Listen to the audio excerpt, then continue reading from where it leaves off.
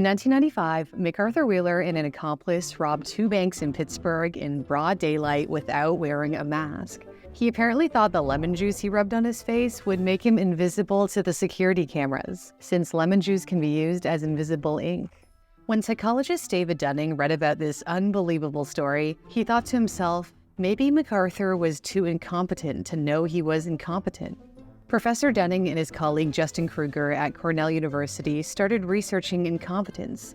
They theorized that incompetent people lack the skills to critically assess their own incompetence. Kind of like if your grammar is poor, you're unable to recognize your mistakes because the skills needed to use grammar correctly are the same skills needed to identify errors. To put their theory to the test, Dunning and Kruger did a few experiments with Cornell University students. Their initial study focused on humor, specifically testing participants' ability to recognize what is funny. This domain is intriguing because being funny requires a sophisticated understanding of the tastes and reactions of other people. 65 Cornell undergrads were asked to rate the humor of various jokes, and their ratings were then compared to those of professional comedians. For instance, what is big as a man but weighs nothing? His shadow. Comedians didn't think this was funny at all and scored it 1.3 on a scale of 1 not at all funny to 11 very funny. Whereas this joke, if a kid asks where rain comes from, I think a cute thing to tell him is God is crying. And if he asks why God is crying, another cute thing to tell him is probably because of something you did. That scored 9.6 on the scale. Participants were then asked to provide a percentile ranking of their ability to recognize humor compared to the average Cornell student. The results were revealing. The x-axis represents the quartiles of actual test performance, with the bottom quartile representing those who perform the worst, and the top quartile representing those who perform the best. Individuals in the bottom quartile, who scored the lowest in recognizing humor, significantly overestimated their abilities. They ranked themselves much higher than their actual performance, placing themselves around the 58th percentile, despite their true performance being in the 12th percentile. Those who performed the worst thought they were way above average. In another study, 84 Cornell undergrads took a test where they judged whether sentences were grammatically correct. They then estimated their ability to identify grammatically correct standard English. The results were similar to the humorous study. Those who performed the worst grossly overestimated their abilities. Students who scored in the 10th percentile believed their overall grammar ability was in the 67th percentile. Dunning and Kruger concluded the same incompetence that leads them to make wrong choices also deprives them of the savvy necessary to recognize competence, be it their own or anyone else's. There are real-life implications of suffering from Dunning-Kruger syndrome. It can lead people to overestimate their abilities.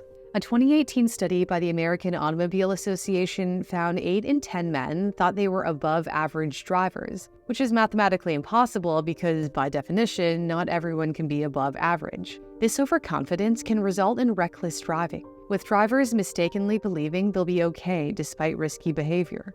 Also, if you think you're great at something, chances are you're less likely to work harder to improve.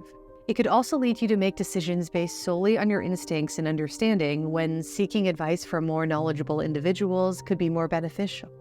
But won't negative feedback make you realize you're not so great at a task? Well, people seldom receive negative feedback. In many societies, pointing out someone's mistakes or shortcomings is considered impolite or even frowned upon. Even when negative feedback is given, Dunning and Kruger point out that people may attribute their failures to external factors rather than their own lack of skill. Dunning and Kruger found the way to make people recognize their incompetence is to make them more competent.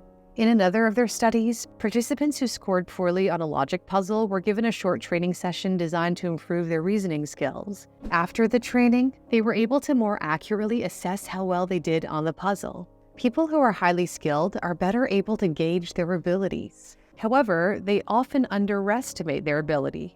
In that humor study, those who performed the best underestimated their ability relative to their peers. In real life, if you're an exceptional athlete, you might think you're not really all that good at your sport. Dunning and Kruger think this underestimation is psychological.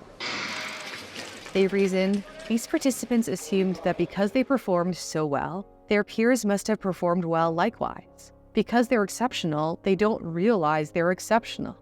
So, who is likely to suffer from the Dunning-Kruger effect? It's not those with lower IQs or those with big egos blinding them to their incompetence. It's all of us, because we are all incompetent at something we don't recognize. This is why honest feedback from others is crucial, even if it's hard to accept, because ignorance is not bliss. If breaking bad habits feels as out of reach as recognizing your own shortcomings, meet Fume. Fume is an award-winning flavored air device that contains no harmful chemicals or vapors, just all-natural, delicious flavors. Fume is not a vape.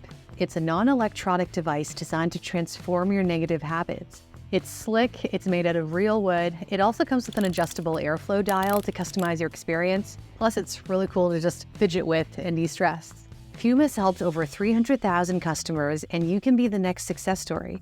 Head to tryfume.com/newsthink or scan the QR code on your screen. If you use my code Newsthink, you'll also receive a free Fume base with your Journey Pack order. That's the all-new magnetic stand for your Fume device. That's tryfum.com/newsthink. The link is in my description. Thanks for watching. For Newsthink, I'm Cindy Pom.